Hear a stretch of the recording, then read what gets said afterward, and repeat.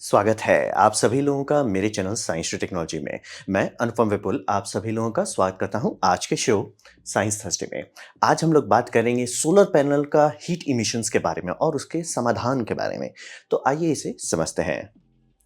तो सबसे पहले समझिए प्रॉब्लम क्या है। तो यहाँ पे ये समझना बहुत ज़रूरी है। आपका कार का इंजन एक हीट सोर्स है क्योंकि उसमें फ्यूल से एनर्जी निकल रहा है और जो इलेक्ट्रिकल एनर्जी निकल रहा है उसके बाद 70% वेस्ट हो जा रहा है। लेकिन जब आप सन के बारे में बात कर रहे हैं तो सन एक सोल इमिटर है, यानी कि सन से जो एनर्जी निकल रही है वो एनर्जी बढ़ नहीं जा रहा है, सोलर पैनल के कारण घट ही रहा है। तो ये समझना बहुत ज़रूरी है, नहीं तो आपका मैथमेटिक्स गलत हो जाएगा। कई बार लोग ऊपरंग चीज़ बोल देते हैं, तो ये समझना बहुत ज़रूरी है। अब रहा बात, ठीक है, सन एनर्जी सोर्स है, प्लैनेट पे जो पड़ रहा है वो घुमा फिरा के सेम है, लेकिन अब रहा बात कि वो जगह पे वो कितना गर्म होगा या कितना ठंडा होगा, ये डिपेंड करता है एल्बीडो पे। यानी कि मतलब एक तौर से समझिए वो कितना ओपेक है। अगर वो ब्लैक है पूरा एकदम, जैसे कोई पहाड़ है एकदम एकदम खास तौर के ये रॉक्स होते हैं जो बहुत ब्लैक होते हैं, बम बम गर्म होगा। जंगल है, बम बम गर्म होगा। बोले, जंगल कैसे गर्म हो, जंगल तो ठंडा होता है। जंगल गर्म होता है इसीलिए वो पानी गटकता है, तब जाके वो इवेपोरेटिवली कूल रहता है। मतलब बेसिकली समझिए वो कूलर की तरह पे पानी खा रहा है, तब जाके वो ठंडा है। तो ये समझिए। तो अगर आइस के बारे में अगर आप देखते हो तो आप सोचते हो कि आइस क्यों ठंडा है, कि भैया वो बर्फ है इसलिए ठंडा है। वो बात भी सही है, लेकिन उसमें सोलर लाइट रिफ्लेक्ट कर जाता है, यानी कि जितना सन का एनर्जी पड़ रहा है उसका मेजॉरिटी रिफ्लेक्ट हो जाता है। तो इसीलिए समझिए वो काफ़ी ठंडा होता है। मतलब एक तौर का सेल्फ फुलफिलिंग, इसीलिए आपका ये पोलर कैप्स इतने बड़े-बड़े होते हैं। तो आइस रिफ्लेक्ट करता है, फॉरेस्ट इवेपोरेट करता है इसीलिए ठंडा रहता है। और सबसे बुरा में आता है रोड। रोड प्योर ब्लैक होता है और ये समझना बहुत ज़रूरी है आपको, भले वो ब्लैक नहीं दिख रहा हो, हर वेवलेंथ में देखना होता है, क्योंकि सन एक ब्रॉड बैंड स्पेक्ट्रम आउटपुट है ना, तो वो ऑलमोस्ट सब खा जाता है। भले आपको लग रहा है थोड़ा सा ग्रे है, थोड़ा सा व्हाइट है, इसलिए फ़र्क नहीं पड़ता, पूरा खा रहा है वो। तो रोड बहुत गर्म होता है। और सोलर पैनल पे, क्योंकि ये सब में ऐसा बनाया जाता है कि ये पूरा इलेक्ट्रोमैग्नेटिक वेवलेंथ को पूरा खा जाए, यानी कि एकदम डीप इंफ्रारेड से लेके डीप अल्ट्रावायलेट तक जितना है सब खा जाओ। तो इसी कारण से अल्बीडो के मामले में सोलर पैनल खराब माना जाता है, क्योंकि ये पूरा गटक जाता है। और रेगिस्तान भी वैसा ही है, एक तौर से पूरा गटकता है, लेकिन वो आराम से गर्मी डंप कर पाता है, यानी कि वो दिन में धिप जाएगा, रात को ठंडा हो जाएगा। ये दिन में धिप जाएगा, रात को तुरंत ठंडा नहीं हो पाएगा, टाइम थोड़ा ज़्यादा लगेगा। लेकिन हाँ, ये समझना बहुत ज़रूरी है, ये नहीं हो रहा है कि ओह! इसके कारण से प्लैनेट गर्म हो जाएगा, वो नहीं होगा। कि इसीलिए मैं बोल रहा था, सन एक सोल सोर्स एनर्जी है। आप उस पे तिड़न नहीं कर सकते। और वहीं पे समझिए उसका मतलब क्या होता है कि वो गर्मी खा लिया, तो उसका मतलब क्या है? उसका मतलब है कि वो लोकल हीटर बन जा रहा है। यानी कि जैसे अगर आप कोई काला ईंटा रख देते हैं कहीं पे, वो ईंटा उतना ही गर्म होगा जितना धूप गर्मी दे रहा है, लेकिन वो वापस री-रेडिएट करेगा, तो उस लोकल एरिया में, मतलब ईंटा इतना बड़ा है तो उसके अगल-बगल लगेगा कि यह गर्म हो रहा है, क्योंकि वो गर्मी डंप करने लगेगा। तो यही समा और वो गर्मी क्यों डंप कर पा रहा है? क्योंकि जो इंफ्रारेड सीधा बाउंस कर रहा था, जो wavelength of electromagnetic radiation bounce कर रहा था, वो बाउंस करने की जगह एब्ज़ॉर्ब हो जा रहा है। तो वो एम्बिएंट से गर्म होने लगता है। तो एम्बिएंट मान लीजिए आपका 50 डिग्री सेल्सियस है और वो आराम से आपका 60, 70, 80 ये तक जा सकता है। अब उसके बाद उतना हो गया तो एनर्जी मतलब इक्विलिब्रियम खोजता है। 50 है, आप 80 रख दिए, एनर्जी निकलने लगेगा। इसीलिए लोकली ऐसा फ़ील होगा कि वो रेडिएटर ये बन गया, मतलब एक हीटर जैसा। तो वही समझिए। और ये कितना गर्म कर सकता है। अभी हमें एक प्रोफेसर ने बताया कि ये जहाँ पे ये बात हो रही है, वहाँ पे उनका समझिए फरवरी में सोलर फार्म के नीचे वाला एरिया जो था, मतलब ये सोलर फार्म है उसके नीचे वाला एरिया 50 डिग्री सेल्सियस था, एम्बिएंट 30 था, यानी कि 20 डिग्री तक गर्म कर सकता है। ये मैं एकदम क्लियर, वो 20 डिग्री वाला वो गर्मी नहीं है, 50 डिग्री सेल्सियस वाला गर्मी नहीं है, पूरा शहर गर्म हो रहा है, वैसा नहीं है। वो लोकल एरिया में वो फीलिंग आ रही है, प्रॉब्लम है। और उससे ज़्यादा बुरा होता है रोड। क्यों? क्योंकि रोड में एनर्जी नहीं निकल रही है। यहाँ पे आपका सबसे गया गुजरा भी सोलर पैनल लीजिएगा, वो 10% एफिशिएंट होता है। नया वाला, अच्छा वाला 20 से 25 तक होता है। वो तो निकल गया ना, वो एनर्जी सीधा लीच कर दिया गया, वो वहाँ पे है ही नहीं, वो बेसिकली हीट पाइप है। जैसे मान लिया आप राजस्थान में कोई देखते हैं कि 2.5 गीगावाट का सोलर फार्म है, तो 2.5 गीगावाट इलेक्ट्रिकल कैपेसिटी लोग बताते हैं। तो 2.5 गीगावाट वहाँ से निकाल लिया जा रहा है, वो देश के दूसरे हिस्सों में चला जा रहा है। तो ये समझना बहुत ज़रूरी है कि energy can not be created not destroyed. तो सबसे बुरा होता है रोड। और ये सोलर फार्म मतलब ऐसा होगा कि आप ज़्यादा रोड बना या बिल्डिंग बना रहे हैं, बहुत सारी बिल्डिंग भी बहुत खराब अल्बीटो रखती है। तो प्रॉब्लम है लोकल हीटर के लिए, तो हमें इसे सॉल्व करना है। तो प्रॉब्लम वही समझिए कि फॉरेस्ट ठंडा इसलिए रहता है कि वो पानी इवेपोरेट करता रहता है, आइस रिफ्लेक्ट होता है इसलिए ठंडा रहता है। और रोड जो है सबसे खराब है, रोड से सेकंड बुरा आता है आपका सोलर पैनल। और जितना एफिशिएंट सोलर पैनल हो उतना वो प्रॉब्लम कम हो जाएगा। तो ये है प्रॉब्लम, एकदम क्लियर बात कर लेना, प्रॉब्लम है। तो अब बात करते हैं ये कितना बुरा है। ये बुरा है सबसे ज़्यादा हमें जिससे तकलीफ होती है कि भैया ये फोटोवोल्टेक पैनल जो है उसकी लाइफ रिड्यूस होती है। यानी कि आप कोई भी पैनल खरीद, जैसे मैंने अभी वारी का सोलर पैनल लगाया हुआ अपने छत में, तो आप किसी भी ब्रांड का लीजिएगा उसमें इस तरह का ग्राफ मिलेगा खोजने पे आपको। तो उसमें लिखा रहता है कि वो 25 डिग्री सेल्सियस पे कितना बिजली देगा। जैसे पैनल की रेटिंग है, क्योंकि हमारा सरकार पता नहीं क्या कर रही है, वो 25 डिग्री सेल्सियस पे रेटेड है भैया, 50 पे होना चाहिए। 50 पे हो, 75 पे हो, 85 पे हो, तो आप जैसे जैसे टेम्परेचर बढ़ाएंगे पावर घटते चला जाता है। और ऐसा नहीं कि सिर्फ पावर घट रहा है कि ठीक है आपने मतलब नेम प्लेट से आपने देख लिया कि 2 किलोवाट का प्लेट लगा दिए, बम बम है, लेकिन सर बिजली आपको बहुत हुआ तो 1 मिल रहा है। ऐसा क्यों? गर्म हो गया है, बिजली का आउटपुट हर पैनल का घट गया है। और ऐसा नहीं कि सिर्फ बिजली का आउटपुट घटता है, दूसरा ये भी होता है कि उसका लाइफ स्पैन भी खराब होने लगता है। यानी कि जो पैनल आराम से, अगर उसे आप 25 डिग्री सेल्सियस पर रख पाते हैं, 25 साल तक उसका डिग्रेडेशन भी नहीं होगा। वहीं पर अगर आप उसे धूप में रख रहे हैं और वो गर्म होते जा रहा है, मतलब हवा का टेम्परेचर बहुत गर्म होते जा रहा है, तो वो बोल जाएगा। यानी कि आराम से जो 25 चलना चाहिए था वो 10 में ही उतना डिग्रेड कर जाएगा। तो तकलीफ दोनों रास्ते पे आते हैं। पहला आपका बिजली का प्रोडक्शन घट जाता है, दूसरा लाइफ स्पैन भी घटता है। तो ये हमें बहुत तकलीफ देता है। फिर ये समझिए ये हीट आइलैंड इफेक्ट है। जैसे कि शहर है, शहर में सब लोग घर बना रहे हैं, तो घर क्या हो रहा है, घर एनर्जी सोख ले रहा है और फिर वो रेडिएट नहीं कर पा रहा है, तो हीट आइलैंड इफेक्ट बनता है कि यानी शहर रात में भी गर्म रहता है। कारण वही है, उसे हीट आइलैंड इफेक्ट कहते हैं।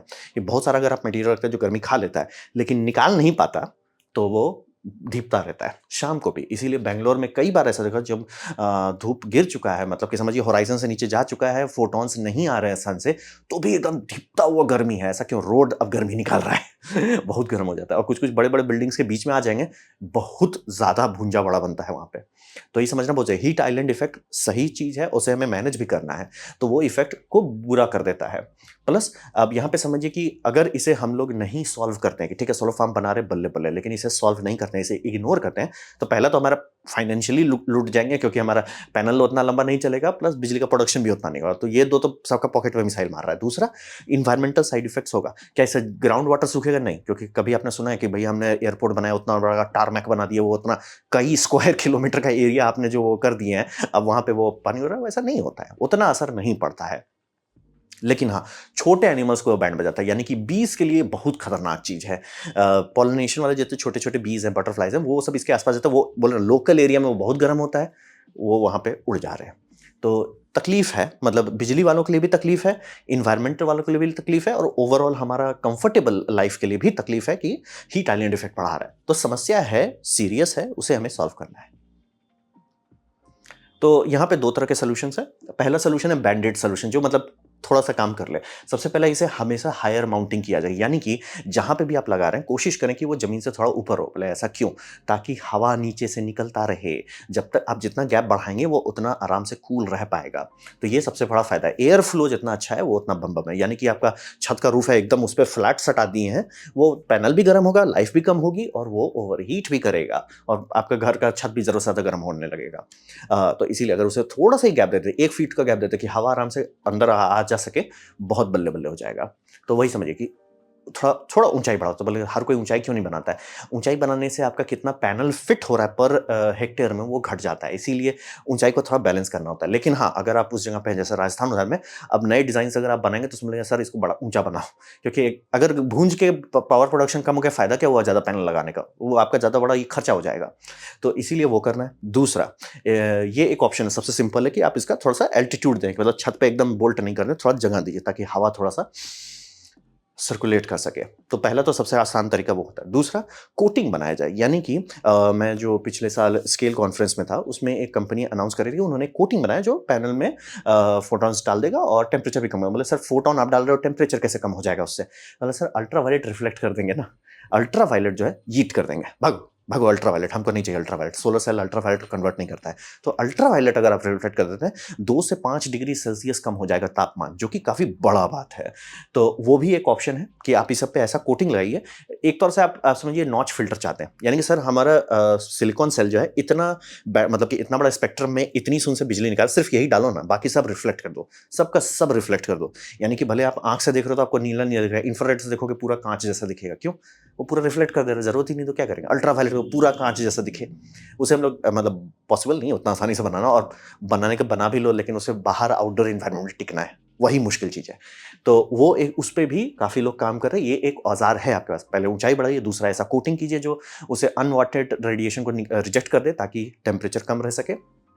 फिर एक्टिव कूलिंग है, यानी पीछे थोड़ा-सा पंखा लगा दीजिए। अब लगाने से फ़ायदा होगा या बिजली का प्रोडक्शन लॉस होने लगेगा? नहीं, आप ये समझिए कि अगर पैनल का टेम्परेचर 50 है, ना कि 70, 50 पे वो ज़्यादा बिजली बनाएगा और वो इतना अंतर है कि आप जो एक्स्ट्रा बिजली बन रहा है, क्योंकि आपने 50 तक टेम्परेचर घटा दिया है, वो बिजली से पंखा चलेगा। फ़ायदा क्या हुआ? आपका पैनल का लाइफ़ तो बचा रहेगा।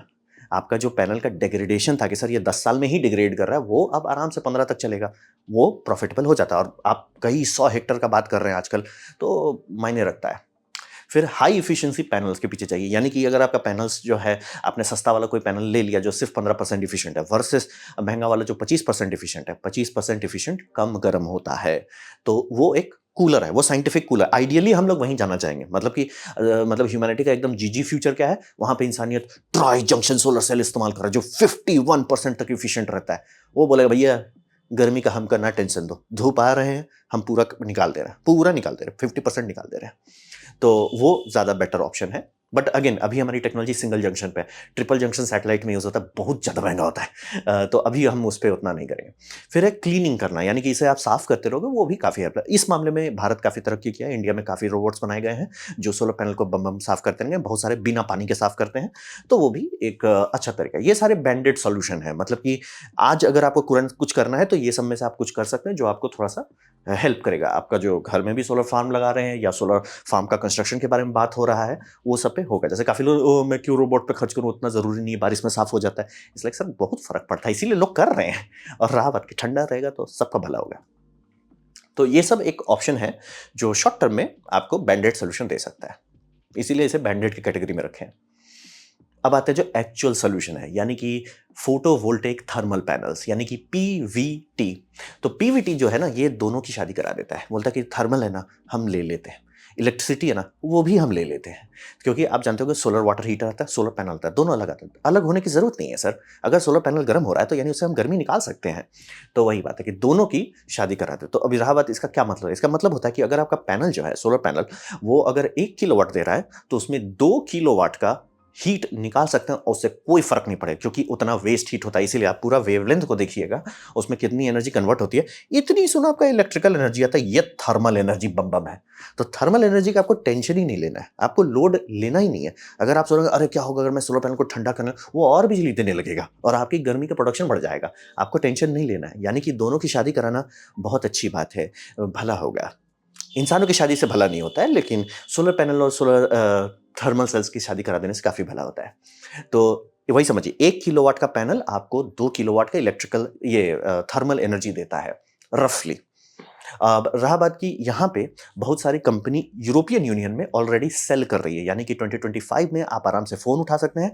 3 से 5 कंपनी आपको मार्केट में सेल कर रही है। कुछ-कुछ इंडिया में भी इंपोर्ट करते हैं। अभी हमारे एक किसी चैट ने बताया था कि वो इंडिया में 1-2 तो होटल्स में यूज़ हो रहा है। बोले इंडिया में गर्म पानी का गर्मी में क्या करेंगे?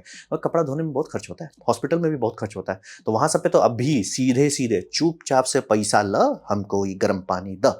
तो उनके लिए तो है। अब रहा बात कि इंडिया में आम लोग, आम जनता में क्या करें कि सर हमें तो गर्म पानी नहीं चाहिए, गर्मी में तो ऐसे ही टंकी से भुंजा बड़ा बन रहा है, तो हम कैसे क्या करें, करें क्या? तो इंडिया में है कि हमें गर्मी से कुछ यूजफुल करना है। तो यहाँ पे बस एक साइंटिफिक ऑप्शन है, जिसे हम कहते हैं एब्सॉर्प्शन चिलर। तो एब्सॉर्प्शन चिलर, और हाँ आपको ये समझना होगा कि क्या होगा अगर हम 2 अलग-अलग सिस्टम रखें। तो मैथमेटिकली अगर आप साल के अंत में देखेंगे, तो अगर जनरली लोग ये कहते हैं यूरोप में कि उनको चूंकि वहाँ बहुत ठंडा पड़ता है, मतलब इंडिया में गर्मी पड़ती है, वहाँ ठंडा पड़ता है। तो उनका है कि सर हम 29 मीटर स्क्वायर रख देते हैं सोलर थर्मल के लिए, जो हमारा एयर को गर्म करेगा, जो हमारा हॉट वाटर देगा, ये और स्विमिंग पूल है वो सब गर्म करेगा। फिर 13 स्क्वायर मीटर में हम इलेक्ट्रिकल रखते हैं। तो इसको साल भर में रखते हैं, कितना यील्ड आता है? यील्ड आता है आपका 2.5 मेगावाट आपको निकल रहा है इलेक्ट्रिसिटी का, और 22 मेगावाट थर्मल निकल रहा है। तो बोलेंगे अच्छा है। अब रहा बात कि अगर आप इसको मिक्स कर देते हैं, 22 मेगावाट आपको अभी भी मिल रहा है थर्मल में, और आपका इलेक्ट्रिकल बढ़ चुका है 5.8। तो ये समझना बहुत जरूरी है कि आप ये नहीं सोचिए कि अरे हम ये कर देंगे घाटा हुआ, नहीं, रिजेक्ट हो रहा है सर, वेस्टेड है। मतलब मैं कई बार आप लोग को ये समझाना चाहता हूं, एनर्जी बहुत है हमारे पास, कपलिंग एफिशिएंसी कचरा है, यानी कि हम उसे पूरा निकाल नहीं पा रहे। अगर ये पूरा जो सन का आउटपुट है ये पूरा निकाल लिए, कल को बात ही करना बंद कर देंगे हम लोग ग्लोबल वार्मिंग के बारे में, बोले हट यार। तो ये समझना बहुत, एनर्जी बम बम है, बस इसे निकाल नहीं पा रहे हैं। तो ठीक है, चलो निकालने का भी टेक्नोलॉजी आ गया। रहा बात कि उससे हम क्या करें? जैसा कि मैं अपने छत में अगर लगाना चाहूँ तो मैं उससे क्या करूँ? या कोई वेयर हाउस में इंडिया में लगाना चाहे वो क्या करे? क्योंकि आप उनको नहीं बेच सकते, हर किसी के पास वो ऑप्शन नहीं है कि सर हमें गर्म पानी का बहुत ज़रूरत है, तो क्या किया जाए? तो वहाँ पे ये टेक्नोलॉजी आती है, जिसे कहते हैं मतलब सिलिकॉन एब्सॉर्प्शन चिलर। ये ब्राई एयर इंडिया में मैन्युफैक्चर करता है। तो ये एक पॉसिबल ऑप्शन है। अब रहा बात कि इसका फ़ायदा क्या है? इसका फ़ायदा है कि ये गर्म पानी से और कूलिंग टावर का पानी से आपको चिल्ड वाटर देता है। यानी कि इस डिज़ाइन मतलब ये जो इनका पीडीएफ से हम निकाले हैं, उसमें था कि अगर 90 डिग्री सेल्सियस का पानी आप डाल रहे हैं, जो हीट सोर्स है, जो आपका वर्किंग बेसिकली आप समझिए एब्सॉर्प्शन चिलर आपका इस पे चलता है, हीट पे चलता है, ना कि कंप्रेसर पे। कंप्रेसर भी वर्क कर रहा है, हीट भी वर्क कर रहा है। तो यहाँ पे ये लोग हीट से चला रहे हैं। अब बोलेंगे कि अगर हीट से हम लोग एसी चला सकते हैं, तो हीट से हमेशा क्यों नहीं चलाते हैं? बात है कि उसकी सीओपी यानी कि कोएफिशिएंट ऑफ परफॉर्मेंस कम होता है। यानी कि अगर आप 1 किलोवाट का गर्मी डालते हैं, वो 1 किलोवाट का ठंडा नहीं बनाएगा, 1 टू 1 नहीं है। वो बहुत हुआ तो 0.5 का कूलिंग देगा। तो यानी आप समझ सकते हो वो इनएफिशिएंट। वहीं आप कंप्रेसर में 1 किलोवाट का इलेक्ट्रिकल एनर्जी देते हैं, तो वो आराम से बिना टेंशन के आपको वो काफ़ी ज़्यादा मतलब 2, 3 या अच्छे-अच्छे डिज़ाइन में 4.5 किलोवाट की कूलिंग देगा। सीओपी 4 तक चला जाता है, 4.5 तक चला जाता है। तो यहाँ पे सीओपी कम होता है। इसीलिए ये सब का प्रोडक्शन, डेवलपमेंट जनरली इंडस्ट्री के लिए किया जाता है, जहाँ पे वेस्ट हीट है। कि सर हम यहाँ मेटल का प्रोडक्शन हो रहा है, यहाँ मेटल को हमको ठंडा करना है। मेटल को ठंडा कर रहे हो सर, आपने गर्मी उसमें डाल ही दिया था, वो भप-भप गर्मी निकाल रहा है। उस पे जगह पे आप उसकी गर्मी लेते हैं, वो आप डालते हैं तो आपको एसी साइड में मिल जाता है। तो ये बहुत हो रहा है, कोल पावर प्लांट्स में यूज़ हो रहा है, बहुत सारे इंडस्ट्रियल प्लांट्स में ये सब पहले से यूज़ हो रहा है। मतलब कि आप फ़ोन उठाइए, ये लोग मुँह ही खोलते हैं 100 किलोवाट के यूनिट से या 100 टन, 500 टन कूलिंग कैपेसिटी से। ये सब बड़ी चीज़ में यूज़ होता है। रहा बात कि ब्रायर के मैं बारे में बार-बार बात करता हूँ, वही इकलौती कंपनी थी जिसने एक छोटा यूनिट बनाया था कि 11 किलोवाट का, जो कि घर के साइज़ का है। घर के साइज़ का मतलब कि घर को ठंडा कर सकता है।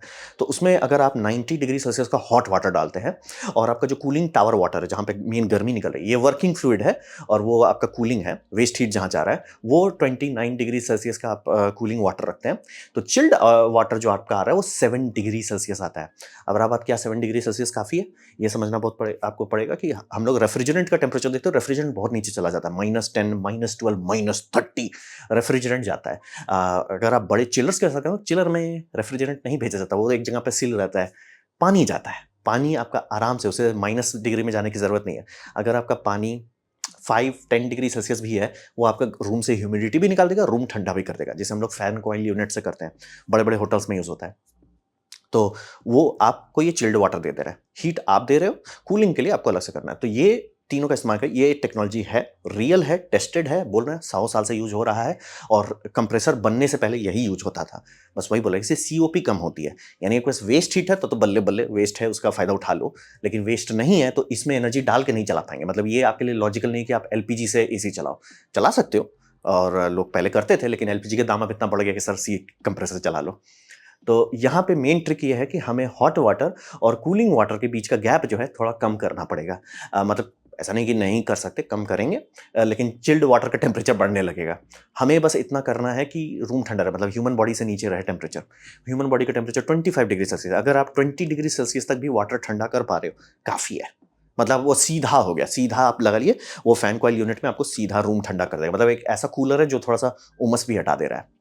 और उससे भी बेटर करना चाहते हैं, जो मैं डिज़ाइन में सोच रहा हूँ कि उसे एसी के साथ शादी करा दें। यानी कि एसी आपका पूरा दोपहर में वो काम करना बंद कर दे। आप तो देखते होंगे मार्केट में अभी जितने एलजी के हैं, सैमसंग के हैं और आपका ब्लू स्टार का, सब क्लेम कर रहा है 50 डिग्री सेल्सियस, या 1-2 मॉडल क्लेम कर रहे हैं 55 डिग्री सेल्सियस संभाल पाएंगे। सर 55 तो नॉर्मली हो जा रहा है आजकल। तब क्या करेंगे?